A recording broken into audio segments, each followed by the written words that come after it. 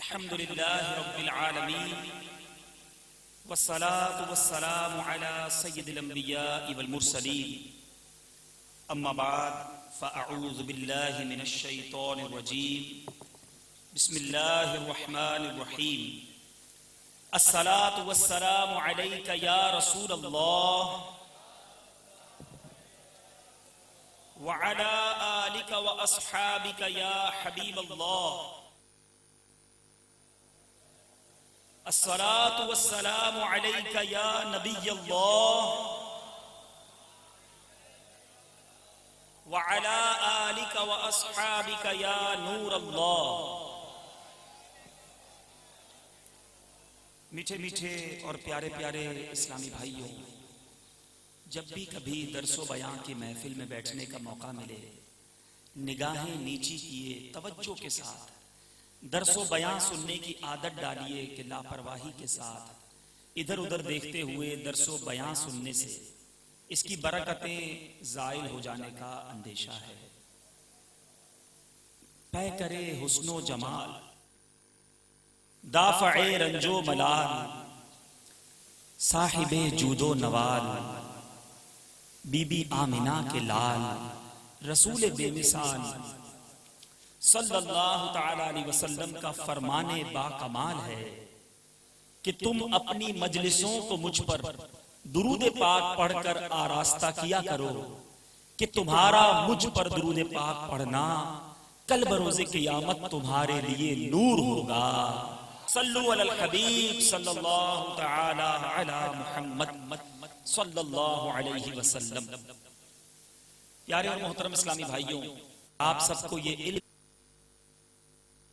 کہ آج کا جو مبارک دن ہے، آج سے جو مہینہ شروع ہوا ہے، یہ غوث اعظم رضی اللہ تعالیٰ عنہ سے منسوب مہینہ ہے، جس کو ربیع الآخر بھی کہتے ہیں، اور دیوانہ غوث ربیع الغوث کے نام سے اس مہینے کو یاد کرتے ہیں۔ آج انشاءاللہ غوث اعظم رضی اللہ تعالیٰ عنہ کا کچھ تذکرہ خیر کریں گے۔ یقین جانیے، حقیقت تو یہ ہے کہ پیران پیر، پیر دستگیر، روشن ضمیر، قطب ربانی، محبوب سبحانی، قندیل لا مکانی، الشیخ ابو محمد عبد القادر جیلانی رضی اللہ تعالیٰ عنہ کا تذکرہ ہم کیا کریں، ہم ان کی کیا شان بیان کریں کہ ہمارے پاس وہ الفاظ نہیں کہ پیران پیر کی شان بیان کر سکیں۔ اسی نسبت کے ساتھ، اسی عقیدت کے ساتھ، اسی نیت کے ساتھ غوث اعظم رضی اللہ تعالیٰ عنہ کا تذکرہ خیر کرتے ہیں کہ اللہ تبارک و تعالی ہم سب کو غوث اعظم کی برکتیں نصیب فرمائے۔ غوث اعظم کی نگاہ عنایت اگر ہم پر ہو جائے تو ہمارا بیڑا پار ہو جائے گا کہ امام اہل سنت، مجدد دین و ملت، پروانہ شمع رسالت، میرے آقا رحمت امام احمد رضا خان علیہ الرحمت الرحمان اپنی جب قلم اٹھاتے ہیں اور غوث پاک کی شان بیان کرنے کی نیت کرتے ہیں تو کیا خوب لکھتے ہیں، واہ کیا مرتبہ اے غوث ہے بالا تیرا، واہ کیا مرتبہ اے غوث ہے بالا تیرا، اونچے اونچوں کے سروں سے قدم آلا تیرا، اور سر بھلا کیا کوئی جانے کہ ہے کیسا تیرا۔ اے میرے غوث، سر بھلا آپ کا سر مبارک کون جانے کیسا ہے، سر بھلا کیا کوئی جانے کہ ہے کیسا تیرا، اولیاء ملتے ہیں آنکھیں وہ ہے تلوا تیرا، اور کیا دبے جس پہ حمایت کا ہو پنجہ تیرا، کیا دبے جس پہ حمایت کا ہو پنجہ تیرا، شیر کو خطرے میں لاتا نہیں کتا تیرا۔ آج انہی پیران پیر، پیر دستگیر، روشن ضمیر، قطب ربانی، محبوب سبحانی حضرت شیخ عبد القادر جیلانی رضی اللہ تعالیٰ عنہ کی کچھ ذات اور ان کی زندگی کے بارے میں سنتے ہیں۔ اے میرے پیارے اور محترم اسلامی بھائیوں، غوث اعظم رضی اللہ تعالیٰ عنہ جیسے مرد کلندر صدیوں میں پیدا ہوا کرتے ہیں۔ اللہ اکبر، غوث پاک کی ولادت کا واقعہ بھی بڑا پیارا ہے، بڑا ہی لطیف واقعہ ہے۔ ماجرا کچھ یوں ہے کہ ایک نہر کے اندر ایک سیب تیرتا ہوا ایک شخص کے پاس سے گزرا. وہ نوجوان اس وقت بھوکا تھا, اسے بھوک لگی تھی. اس نے سوچا ایسا کرتا ہوں یہ سیب اٹھا کر کھا لیتا ہوں. اس نوجوان نے نہر سے سیب اٹھایا اور اسے کھا لیا. کھانے کے بعد دل میں خیال آتا ہے, دل میں یہ بات آتی ہے کہ میں نے یہ سیب تو کھا لیا ہے مگر اس سیب کے مالک سے اجازت نہیں لی ہے. اگر قیامت کے دن اس سیب کے مالک نے مجھے پکڑ لیا اور مجھے اس سیب کا حساب دینا پڑ گیا تو میں کیسے حساب دوں گا؟ سوچئے تو صحیح کیسا خوف خدا تھا اس نوجوان کے دل میں. اب بے قراری چھا گئی کہ کیا کروں, ایسا کون سا عمل کروں کہ یہ سیب کا حق مجھ سے معاف ہو جائے. اس نے کہا ایسا کرتا ہوں ان نہر کے کنارے کنارے چلنا شروع کر دیتا ہوں, کہیں تو کوئی سیب کا درخت نظر آئے گا, کہیں تو کوئی سیب کا باغ نظر آئے گا, پھر اس کے مالک سے مل کر اس سیب کا حق معاف کروا لوں گا. نہر کے کنارے کنارے وہ خوف خدا رکھنے والا نوجوان اس سیب کا حق بخشوانے جا رہا ہے. بہت دور چلنے کے بعد جب ایک باغ کے پاس پہنچا تو دیکھا کہ وہ سیب کا باغ ہے اور اس کے کچھ درخت جو ہیں وہ نہر پر جھکے ہوئے ہیں. اس نے کہا ہو نہ ہو یہ وہی باغ ہے جس کا سیب میں نے بہت دور کھا لیا. اس کے مالک کو تلاش کیا اور تلاش کرنے کے بعد اس کے مالک سے کہتا ہے حضور ماجرا یہ ہے کہ یہاں سے بہت دور ایک نہر کے اندر یہ آپ کے باغ کا ایک سیب تیرتا ہوا آ گیا اور میں نے اسے کھا لیا ہے, مجھے اس کا حق معاف کر دیجئے. اے میرے پیارے اسلامی بھائیوں غور کیجئے پہلے کے ہمارے اسلاف کیسے خوف خدا والے تھے کہ ایک سیب انہوں نے کھا لیا تو اب اس کا حق بخشوانے اتنا دور جا رہے ہیں. اور آج ہم ہیں کہ نہ جانے کتنوں کے دل توڑ بیٹھتے ہیں, کتنوں کے حق دبا لیتے ہیں, کتنوں کا مال دبا لیتے ہیں اور سوچتے ہیں کہ آج دنیا میں تھوڑی سی سزا بھگت لیں گے. دنیا میں اگر کوئی کسی نے پوچھ لیا تو پوچھ لیا ورنہ نہیں پوچھا تو خیر ہے. نہیں میرے پیارے اسلامی بھائیوں قیامت کے دن رب کی بارگاہ میں پیش ہونا پڑے گا.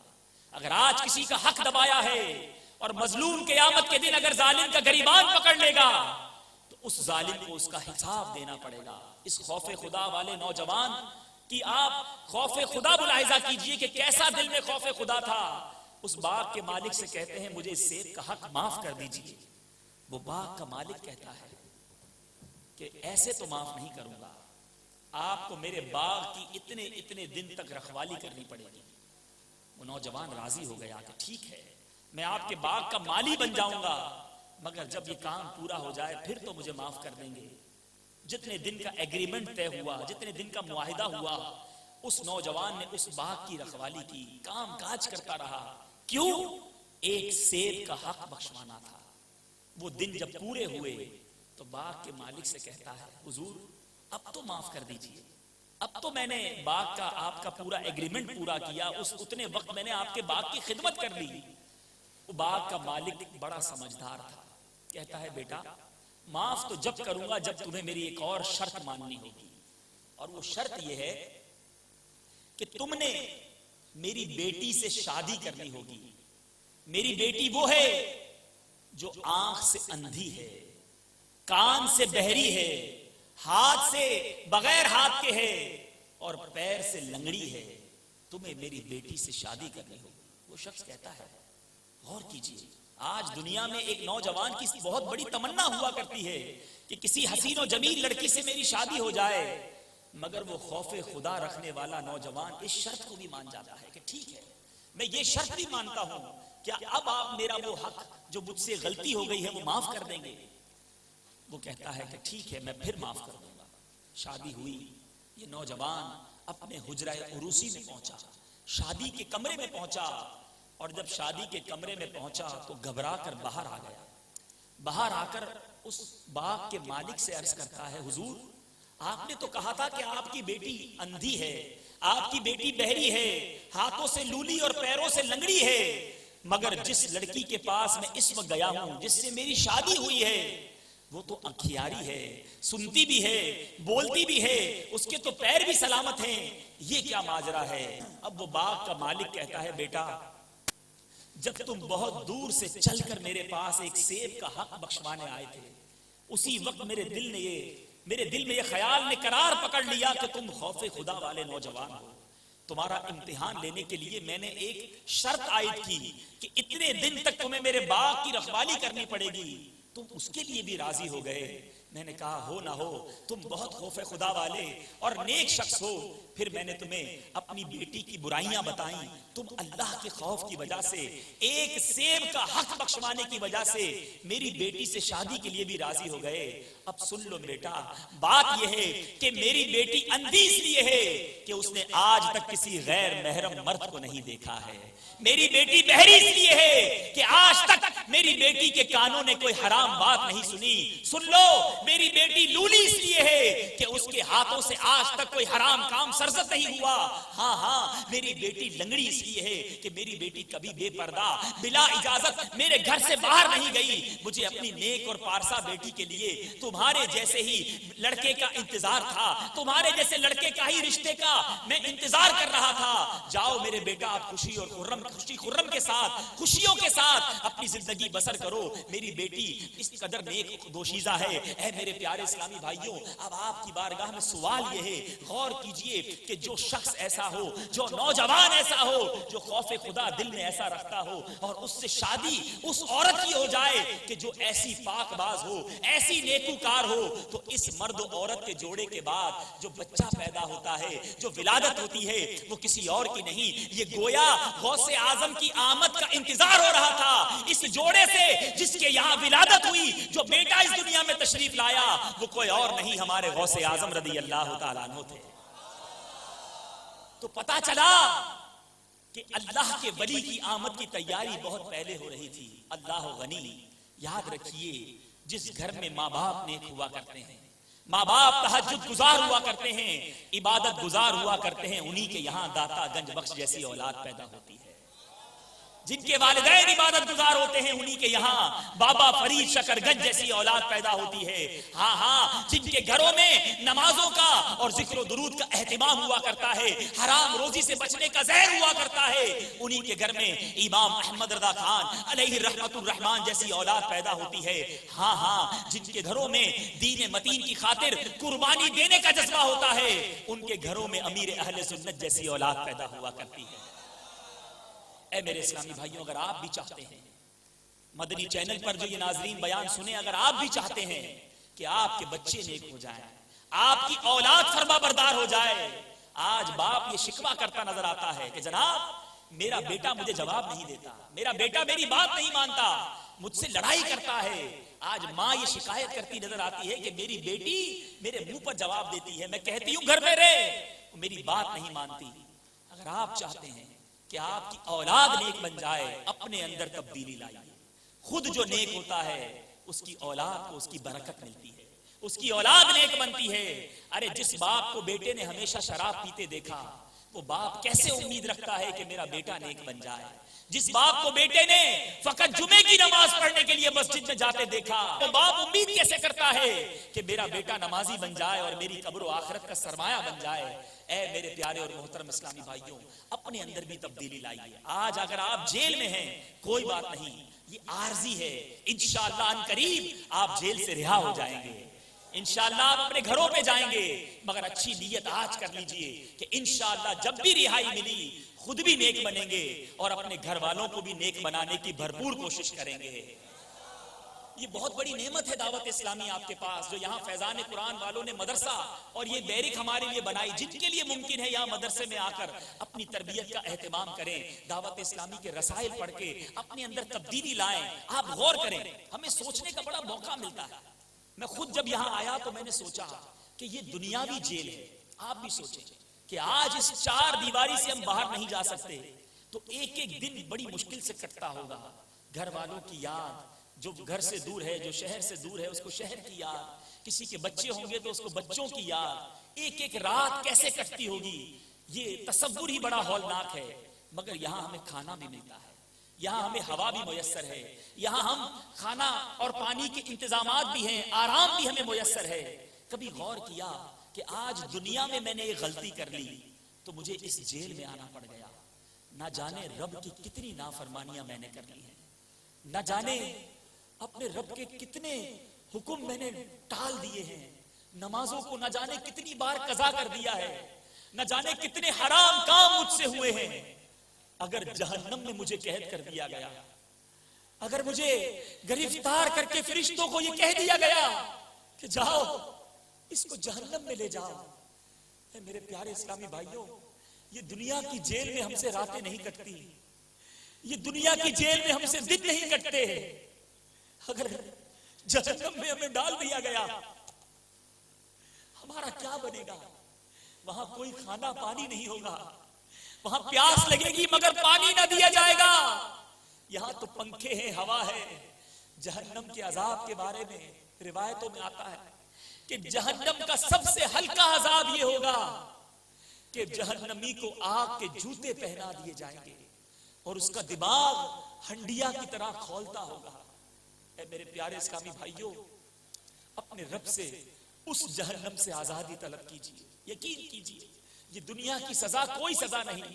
آج دنیا کی آگ میں کسی کو ہاتھ ڈالنے کا کہا جائے اس کا ہاتھ جل جاتا ہے، اپنا بھاؤ پتا چل جاتا ہے۔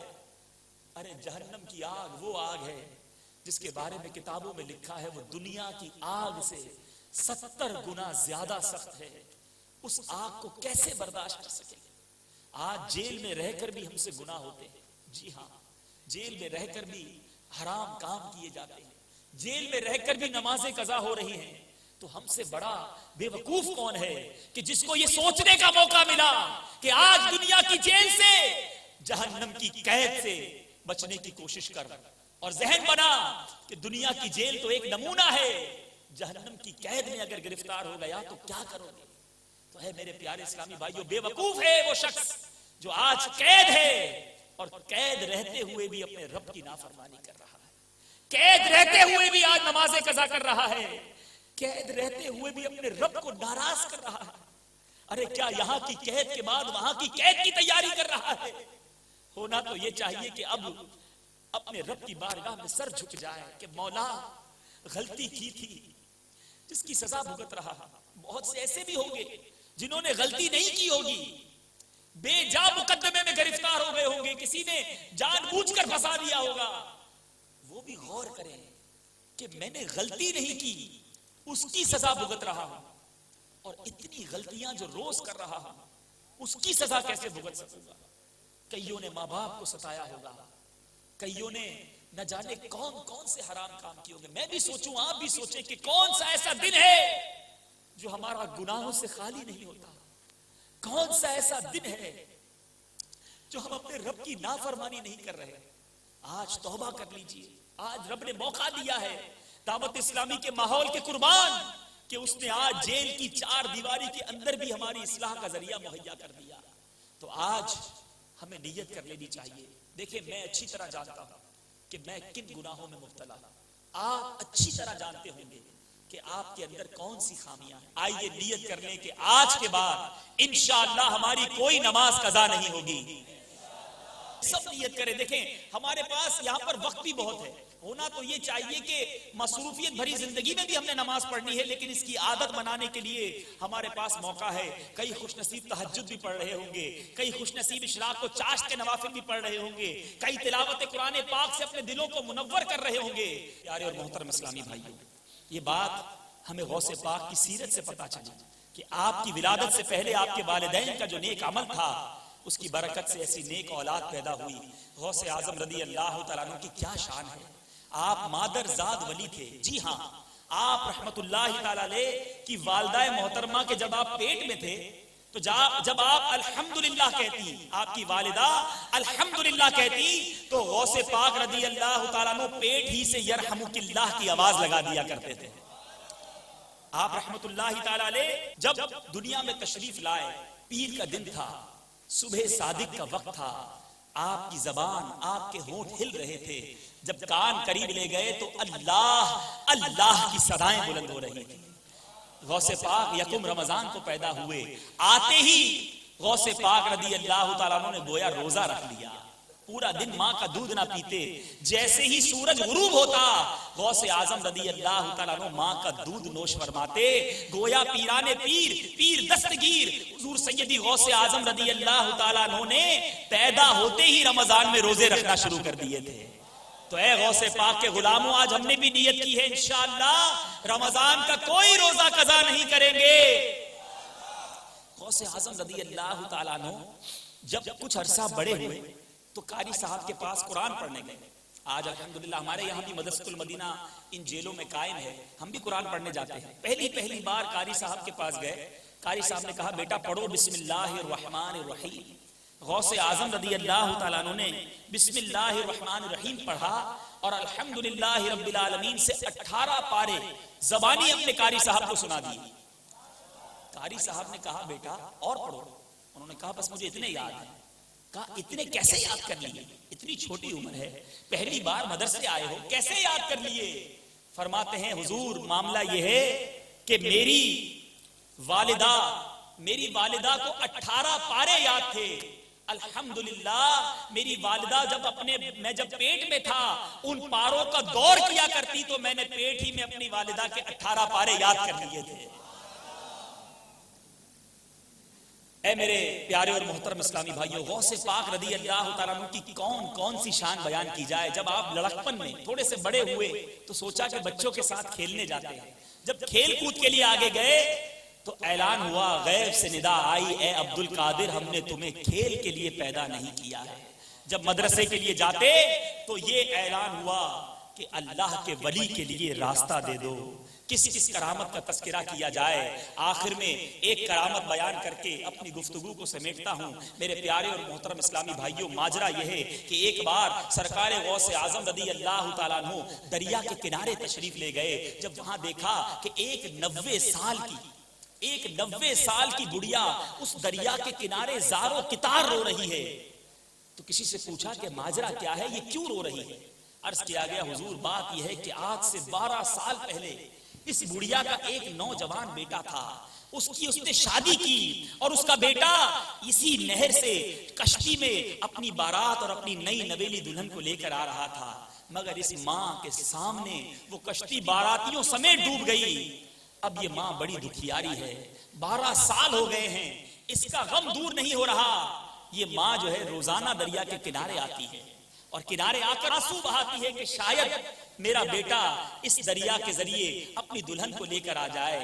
غوث اعظم رضی اللہ تعالیٰ عنہ نے جب یہ سنا آپ کا دل بھرا اٹھا, رحم آیا, اپنے ہاتھ اپنے مولا کی دربار میں اٹھا دیے. کچھ ہی دیر کے بعد وہ پوری کشتی باراتیوں دولہا اور دلہن کے ساتھ دریا سے نمودار ہو گئی اور دریا کے کنارے آ گئی. اور کنارے آ کر غوث پاک کی دست بوسی کی. اس کی والدہ خوشی خوشی اپنے بیٹے اور اپنی بہو کو لے کر اپنے گھر کو چلی گئی. اللہ غنی, اللہ کے ولی کی دعاؤں میں کس قدر برکت ہوا کرتی ہے. غوث پاک رضی اللہ تعالیٰ عنہ کی کرامت کو ایک شاعر کیا خوب انداز میں لکھتے ہیں. کیا لکھتے ہیں؟ نکالا تھا پہلے تو ڈوبے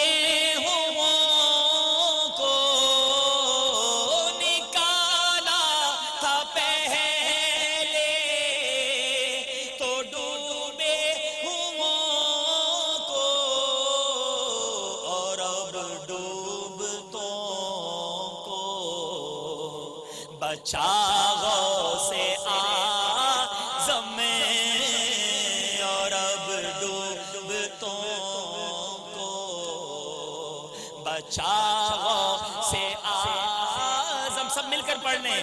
ہمارا بھی بیڑا لگا دو کنارے میرا, ہمارا بھی بیڑا لگا دو کنارے, تمہیں نا خدائی ملی غوث اعظم.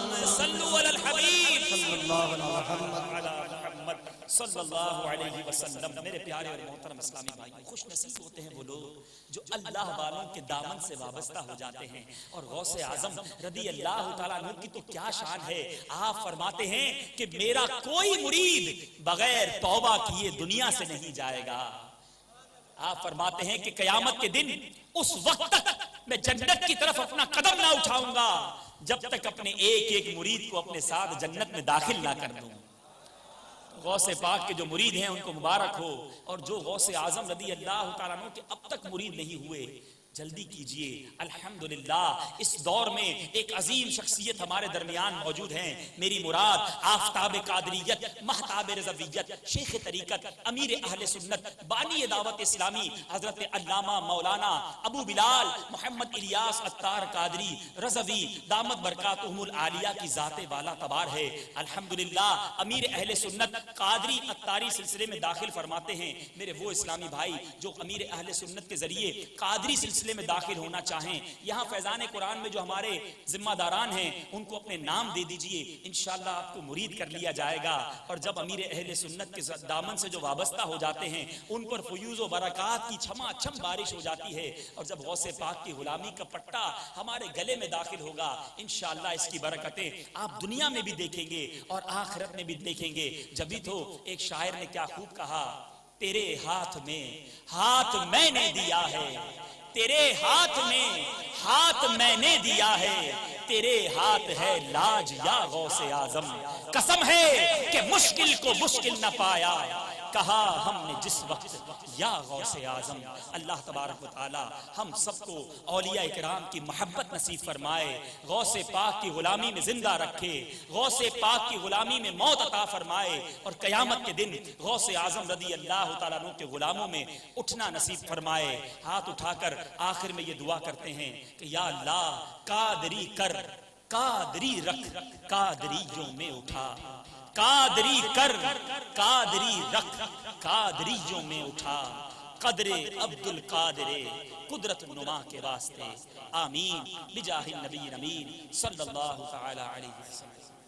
الحمدللہ رب العالمین والصلاة والسلام علی سید الانبیاء والمرسلین. یا ارحم الراحمین یا ارحم الراحمین یا ارحم الراحمین. یا ربنا یا ربنا یا ربنا یا ربنا یا ربنا یا اللہ یا رحمان یا رحیم، یا اللہ یا رحمان یا رحیم، یا اللہ یا رحمان یا رحیم. اللہم ربنا آتنا فی الدنیا حسنة وفی الآخرة حسنة وقنا عذاب النار، وقنا عذاب القبر، وقنا عذاب الحشر، وقنا حساب المیزان. اخرجنا یا اللہ من الظلمات الى النور، اخرجنا یا اللہ من الظلمات الى النور. اللہم انا نسألک العفو والعافیة والمعافاة الدائمة فی الدین والدنیا والآخرہ. یا رحمان الدنیا والآخرہ. اے ڈوبتوں کو بچانے والے مولا، اے بے کسوں کی دستگیری کرنے والے، اے غم زدوں کی داد رسی کرنے والے، اے بیماروں کو شفا دینے والے، اے مجرموں کو رہائی دینے والے، اے قید اور بند کی صعوبتیں برداشت کرنے والوں کو باعزت بری کروانے والے مولا، تیرے دربار میں تیرے مجبور بے کس بندوں نے ہاتھ اٹھا دیے ہیں مولا. مالک اپنے گناہوں پر، اپنے جرموں پر ہم شرمندہ ہیں. یقیناً تیری بہت نافرمانیاں کی ہیں مولا. کون سا ایسا دن ہے جو ہم سے گناہ نہ ہوتا ہو مولا. اگر تو عدل کرے تو تیرا یہ عدل ہوگا کہ ہمیں جہنم میں ڈال دیا جائے، مگر مالک تیرے در پر تیرے یہ بندے ہاتھ اٹھائے حاضر ہیں. اے مالک آج ہم تیرے عدل و انصاف کے نہیں، تیری رحمت کے سوالی بن کر جمع ہوئے ہیں. اتنے سارے اسلامی بھائی ہاتھ اٹھائے موجود ہیں، ان میں کوئی تو تیرا نیک بندہ ہوگا. اے اللہ مستر جو لوگ مسترب قلب والے ہوتے ہیں تو ان کی دعا سنتا ہے مولا. یہاں تو بیچارے قیدی ہاتھ اٹھائے تیرے دربار میں حاضر ہیں مالک. اے مالک جو تیرا نیک بندہ اس اجتماع میں موجود ہو، تجھے اسی کا واسطہ ہمارے سارے صغیرہ کبیرہ گناہوں کو معاف فرما دے، ہماری ساری خطاؤں سے درگزر فرما لے. اے اللہ، اے مالک تو ہی تو گناہگاروں کو بخشنے والا ہے. آج ہم سب کی حتمی مغفرت فرما دے، ہم سے ہمیشہ ہمیشہ کے لیے راضی ہو جا. اے اللہ عذاب جہنم سے ہمیں نجات عطا فرما، عذاب قبر سے نجات عطا فرما، عذاب محشر سے نجات عطا فرما. اے اللہ پل صراط پر ثابت قدمی عطا فرما. محشر کی پیاس سے بچا لینا، محشر کی ذلت اور رسوائی سے بچا لینا. اے اللہ یہاں قید و بند کی صعوبتیں دیکھ کر ہمیں اندازہ ہو رہا ہے کہ جہنم کا عذاب کیسا ہوگا مولا، ہم یقیناً تیرے کسی امتحان کے قابل نہیں مالک. تجھے سرکار علیہ الصلوۃ والسلام کے رخ روشن کا واسطہ ہمیں بے حساب اور بے کتاب جنت میں داخل فرما دے، بے پوچھے جنت میں داخل فرما دے. اے اللہ ہمیں کسی امتحان میں مبتلا نہ کرنا. اے مولا تو اپنے بندوں کو ان کی ماں سے 70 گنا زیادہ چاہتا ہے. ہماری ماں ہمیں تکلیف میں نہیں دیکھ سکتی مالک. اے مولا تو ہمیں عذاب سے نجات عطا کر دے، ہماری مغفرت فرما دے، ہم سے صدا کے لیے راضی ہو جا. اے اللہ ہمارے والدین کی بھی مغفرت فرما دے، ہمارے بھائی بہنوں کی مغفرت فرما دے، ہمارے بیوی بچوں کی مغفرت فرما دے. اے اللہ ہمارے پڑوسیوں کی مغفرت فرما، ہمارے دوستوں کی مغفرت فرما. اے اللہ تو قادر مطلق ہے، سرکار کی ساری امت کی بخشش فرما دے. اے اللہ ہم سب کو نیک بنا دے. بہت گناہ کر لیے مالک، بہت نافرمانیاں کر لی مولا. اب گناہوں بھری زندگی سے ہماری جان چھڑا دے. تجھے نیکوں کا صدقہ ہمیں نیک بنا دے، پرہیزگار بنا دے، عبادت گزار بنا دے، سجدہ گزار بنا دے. اے اللہ اپنے پسندیدہ بندوں میں ہمیں شامل فرما دے. اے اللہ اپنی نافرمانی والے کاموں سے ہمیں بچا دے. اے اللہ اے مالک سچا عاشق رسول بنا دے، یاد رسول میں بہنے والی آنکھیں عطا کر دے، عشق رسول میں مچلنے والا دل عطا کر دے. اے مولا اتنے سارے اسلامی بھائی حاضر ہیں، بہت دکھ ہے مولا، بہت رنج ہے، بہت پریشانیاں ہیں مالک. اگر اپنے دکھ درد تجھ سے نہ کہیں تو کس سے کہیں مالک، کس کے دربار میں فریاد کرے مولا. بہت سو کو بے جا قید کر دیا ہوگا، بہت سے اپنے جرموں پر شرمندہ ہوں گے مولا، اپنے گھر بار سے دور ہیں، اپنے گھر والوں سے دور ہیں، نہ رات گزرتی ہے نہ دن گزرتا ہے مولا. کوئی بیمار ہے، کوئی قرض دار ہے، کوئی مقدموں کا شکار ہے. اے مالک تو سب دکھوں کو دور کرنے والا ہے، تو ہی تو دکھی دلوں کی فریاد سننے والا ہے. اے مولا گنبد خضرا پر برستی ہوئی رحمتوں کا واسطہ ہم سب کے تمام دکھ درد دور فرما دے، سارے رنج دور فرما دے. مٹا میرے رنج و علم یا الہی، مٹا میرے رنج و علم یا الہی، عطا کر مجھے اپنا غم یا الہی. گناہوں نے میری کمر توڑ ڈالی، میرا حشر میں ہوگا کیا یا الہی. تجھے واسطہ سارے نبیوں کا مولا، میری بخش دے ہر خطا یا الہی. بنا دے مجھے نیک نیکوں کا صدقہ، بری عادتیں بھی چھڑا یا الہی. اے اللہ جتنے قیدی ہیں مولا، اے مولا جو اپنے گناہوں سے تائب ہو گئے ہیں رہائی نصیب کر دے. اے اللہ یہاں بھی رہائی نصیب کر دے، محشر کے دن بھی رہائی نصیب کرنا. یہاں بھی امتحان سے بچا لے، وہاں بھی امتحان سے بچا لینا. یہاں بھی زوال نعمت سے بچا، وہاں بھی ذلت اور رسوائی سے بچا. اے اللہ ہماری عزتوں کی یہاں بھی، اے اللہ میں ہماری عزتوں کی یہاں بھی حفاظت فرما. قیامت کے دن بھی ہمیں ذلیل اور رسوا ہونے سے بچا لینا. اے مالک تو کریم ہے، ہم پر رحمت کی نگاہ برسا دے. اے اللہ جتنے بیمار ہیں سب کو شفا عطا کر دے، بے روزگاروں کو رزق حلال دے دے، تنگ دستوں کو فراخ دستی دے دے، بے اولادوں کو نیک اور صالح اولاد عطا کر دے. جو اولاد والے ہیں مولا ان کی اولادوں کو والدین کی آنکھوں کا نور بنا دے. اے اللہ جو بے جا مقدموں میں پھنسے ہیں رہائی نصیب کر دے. اے اللہ جن کے پاس وکیل کرنے کے لیے پیسے نہیں، جن کے پاس جیل میں ایام گزارنے کے لیے رقم نہیں ہے، مولا غیب سے مدد فرما دے، مددگار پیدا کر دے. اے اللہ روح القدس کے ذریعے مدد فرما. تیرے یہ بندے اپنے جرموں پر شرمندہ ہیں، اپنے کیے پر نادم ہیں، ہم مانتے ہیں. دیکھے ہیں یہ دن اپنے ہی ہاتھوں کی بدولت، سچ ہے کہ برے کام کا انجام برا ہے. مولا مگر بندے تیرے ہیں، تو معاف کرنے والا ہے. تو معاف کر دے اور معافی دلوا دے، تو معاف کر دے اور رہائی نصیب کر دے. اے اللہ سب کو اپنے گھروں میں خوش و خرم نیکیوں بھری سنتوں بھری زندگی گزارنے کی توفیق عطا فرما. اے اللہ ہمیں حرمین طیبین کی بار بار بادب حاضری عطا فرما، بار بار حج بیت اللہ کی سعادت عطا فرما، ایمان اور عافیت کے ساتھ سرکار کے قدموں میں موت عطا فرما، جنت البقیع میں مدفن عطا فرما، اور جنت الفردوس میں پیارے آقا کا پڑوس عطا فرما۔ اے کریم مولا ہماری دعوت اسلامی کو دن 11ویں رات 12ویں ترقی عطا فرما، قبلہ امیر اہل سنت، تمام علماء اور مشائخ اہل سنت اور ہمارے والدین کا سایہ ہمارے سروں پر تا دیر قائم و دائم فرما۔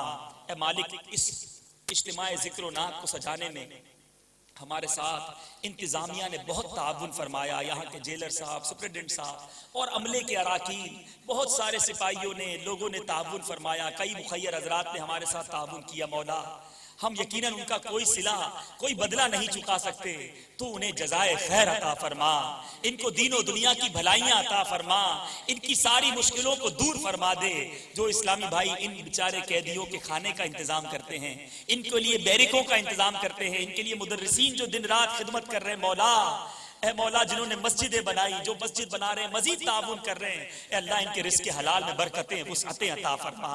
اے اللہ ان دکھیاروں کی خدمت ہم سب کو کرنے کی توفیق عطا فرما، اور اے مولا جو ان کے دکھ مٹانے کی کوششیں کر رہے ہیں تو ان کے دکھ مٹا دے، تو انہیں خوش و خرم کر دے، ان کے گھروں میں برکتیں عطا کر دے۔ اے کریم مولا ہمیں دین و دنیا کی بھلائیاں عطا فرما۔ اے مولا جو جرائم پیشہ افراد اس جیل میں آتے ہیں، ایسا کرم کر دے کہ سب اپنے جرائم سے توبہ کر لیں، اور واپس جب یہاں سے جائیں تو نیکیوں بھری تیری فرما برداری والی زندگی گزارنے کی توفیق عطا فرما۔ مالک جو مانگ سکے ہمیں وہ بھی عطا فرما، اور جو نہ مانگ سکے ہمارے حق میں بہتر ہو وہ بھی عطا فرما۔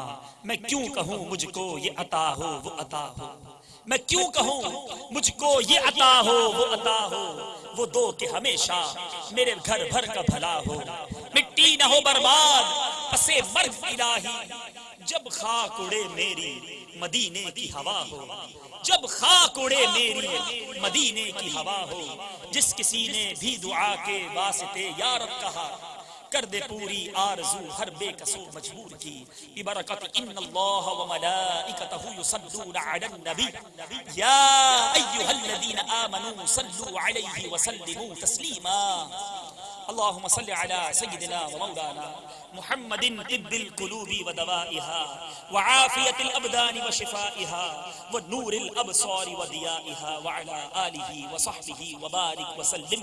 جب دم واپسی ہو یا اللہ، سامنے ہو روضہ رسول اللہ، اور لب پہ ہو لا الہ الا اللہ محمد رسول اللہ صلی اللہ تعالی علیہ وسلم۔ مصطفیٰ جان رحمت پہ لاکھوں سلام، شمع بز میں ہدایت پہ لاکھوں سلام، آسیو تھامے لو دامن مصطفیٰ، آسیو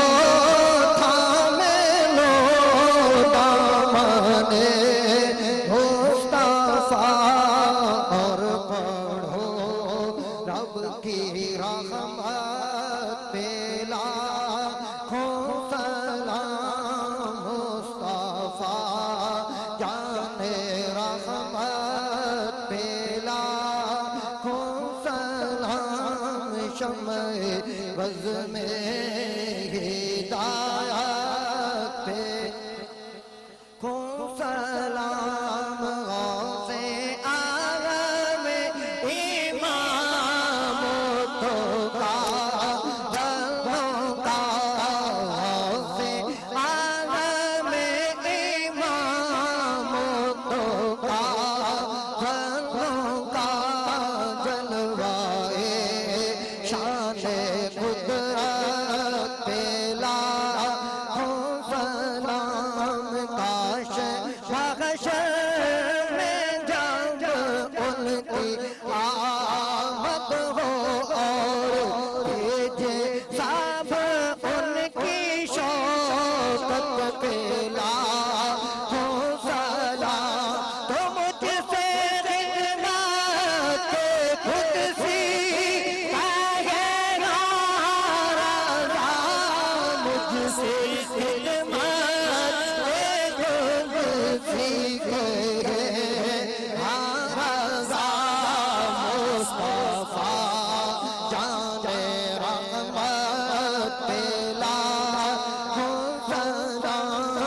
ہم بس میں